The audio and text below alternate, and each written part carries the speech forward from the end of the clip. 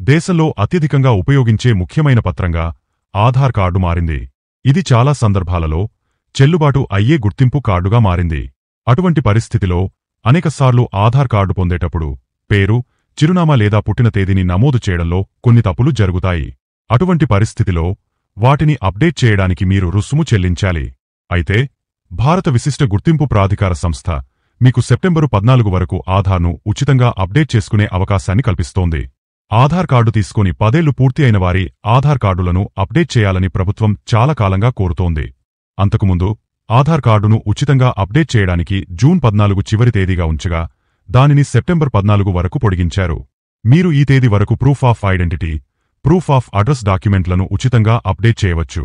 ఇలా చేసుకోవడానికి మై ఆధార్ పోర్టల్లో మాత్రమే అందుబాటులో ఉంటుంది. అయితే ఆధార్ కేంద్రంలో ప్రతి అప్డేట్కు ₹50 చెల్లించాల్సి ఉంటుంది. ఆధార్ కార్డును అప్డేట్ చేయడానికి యుఐడిఏ వెబ్సైట్ని సందర్శించి అప్డేట్ ఆధార్ ఎంపికపై క్లిక్ చేయండి. ఇక్కడ మీ ఆధార్ నంబర్, ఓటీపీని నమోదు చేసిన తర్వాత మీరు డాక్యుమెంట్ అప్డేట్పై క్లిక్ చేయడం ద్వారా దాన్ని ధృవీకరించాలి. దీని తర్వాత డ్రాప్ డౌన్ మెనులో మీరు గుర్తింపు కార్డు, చిరునామా రుజువు ఐడిని స్కాన్ చేసి దానిని అప్లోడ్ చేసి సమర్పించాలి. ఇప్పుడు మీకు రిక్వెస్ట్ నంబర్ వస్తుంది. దాని ద్వారా మీరు ఆధార్ కార్డ్ అప్డేట్ స్థితిని తనిఖీ చేయవచ్చు.